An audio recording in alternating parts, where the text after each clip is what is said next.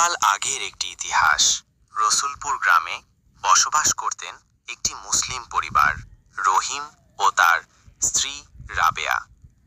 রাবেয়া যেরকম ধার্মিক এবং তার স্বামী রহিম সেও অত্যন্ত ধার্মিক। রহিম সর্বদা সদালাভী এবং সকল কাজে আল্লাহকে স্মরণ করে এবং গ্রামের মানুষের সাথে তার রয়েছে একটি ভালো সম্পর্ক এবং তাকে সবাই ভালো মানুষ হিসেবেই জানে। এলাকার শাহী মসজিদ, এই মসজিদে অত্যন্ত ভালো মুসল্লিদের ভিতরে তিনিও একজন মুসল্লি।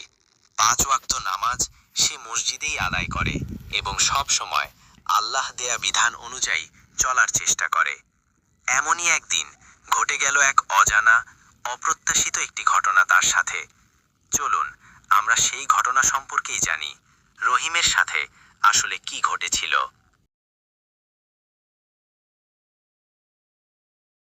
একটা শান্ত রাত, সবাই ঘুমিয়ে, কিন্তু রহিম জানে ফজরের আজান আসতে আর বেশি দেরি নেই। الصلاة خير من النوم الله أكبر রাবেয়া, ওঠো الله أكبر তাড়াতাড়ি, ফজরের আজানের সময় হয়ে গিয়েছে। এখনই মুয়াজ্জিন সাহেব আজান দিয়ে দিবে। চলো আমরা নামাজ পড়ে। রহিম তার স্ত্রীকে এভাবে নামাজের দাওয়াত দিয়ে সে চলল মসজিদের দিকে, কিন্তু সে জানে না তার জন্য সামনে পথে কি অপেক্ষা করছে।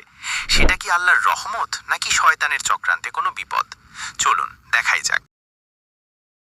এদিকে মসজিদের কাছে বসবাস করতেন এক দুষ্ট শয়তান। তার কাজই হলো শুধু মসজিদে যদি কোনো মুসল্লি নামাজ পড়তে আসে তাদেরকে ধোঁকা দেওয়া এবং নামাজ পড়া থেকে বিরত রাখা। সে কোনো না কোনোভাবে মুসলমানদেরকে নামাজে আসতে বাধা দিত। এক এক কবার এক এক কৌশলে তাদের নামাজ পড়া থেকে বিরত করে দিত। তো আজকে রহিমের পালা।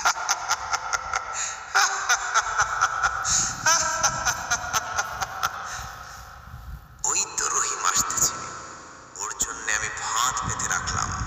আজকে দেখব কিভাবে রহিম নামাজ আদায় করে। আজকে আমি যে ভাত পেতেছি ওকে নামাজ পড়তে দেব না। ও নামাজ পড়তে পারবে না। ও বেশি ইবাদত করে, ও আল্লাহর বান্দা হতে চায়। আসি ওর বান্দাগিরি, ও নামাজি হওয়া। আল্লাহু আকবার, আল্লাহু আরে আকবার। আমি পড়ে গেলাম কিভাবে?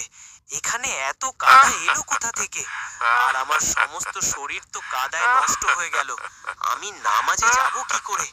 যাই, এক্ষুনি বাড়িতে যে পোশাক পরিষ্কার করে আসতে হবে। ওদিকে নামাজেরও সময় হয়ে যাচ্ছে। নামাজ পড়তে যাও, যাও না নামাজ পড়তে। আজকে দিছি তোমার নামাজ 12টা বাজাইয়া। অনেক দিন চেষ্টা করছি তোমার নামাজ নষ্ট করতে, আজকে পেরেছি আমি। আজকে বাসায় যাও, গিয়ে পরিষ্কার হও। ও আজকে আর তোমার নামাজ পড়া হলো না।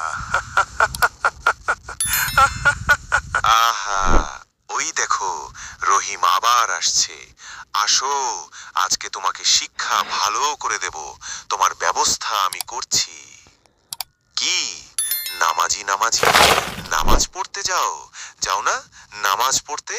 আজকে তুমি যতবার পরিষ্কার হয়ে আসবে আমি ততবার তোমাকে এই ফাঁদে ফেলবো।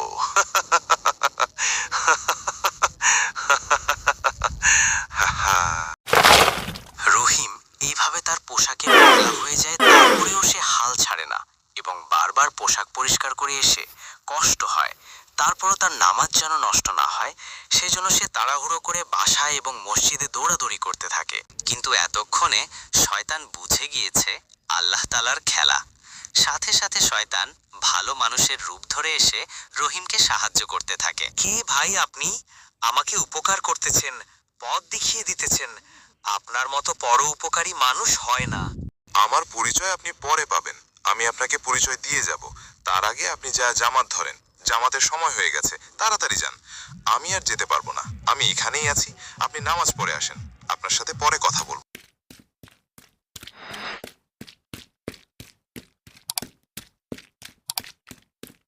কে ভাই আপনি? আমাকে পথ দেখিয়ে দিলেন, আমাকে মসজিদে আগায় দিলেন, অথচ আপনি নামাজ পড়লেন না, মসজিদে গেলেন না কেন? আপনি আমার পরিচয় জানতে চাইছিলেন এবং আমি আপনাকে অনেক কষ্ট দিয়েছি। আমি আপনার অপেক্ষায় দাঁড়িয়ে আছি। আমি হলাম ইবলিস শয়তান। আমার কাজই হলো মানুষকে ধোঁকা দেওয়া, মানুষকে কষ্ট দেওয়া, নমাজ রোজা থেকে বিরত রাখা। আজকে আমি যখন আপনার পথে কাদা বিছিয়ে দিয়েছিলাম, তখন আমি বুঝেছিলাম যে আল্লাহ তাআলা আপনাদেরকে কত ভালোবাসেন। আপনার ধৈর্য দেখে আল্লাহ তাআলার অশেষ মেহেরবানিতে আপনি যখন প্রথমবার বাসায় গিয়ে জামা পরিষ্কার করে এসেছেন, সাথে সাথে আপনার জীবনের সব গুনাহ আল্লাহ তাআলা মাফ করে দিয়েছেন। আপনি দ্বিতীয়বার যখন আবার জামা পরিষ্কার করতে গিয়েছিলেন, তখন আপনার পরিবারের সবার জীবনের গুনাহ আল্লাহ তাআলা মাফ করে দিয়েছেন। তৃতীয়বার যদি আবার আমি আপনাকে কাদার ভেতর ফেলে দিই, তাহলে যদি আল্লাহ তাআলা সারা দেশের মানুষের জীবনে গুনাহ মাফ করে দেয়। এই ভয়েতে আমি আপনাকে কাদার ভেতরে পড়তে দিই নাই। লণ্ঠন দিয়ে আপনাকে মসজিদে আগায় দিয়ে গেলাম। আমি চললাম।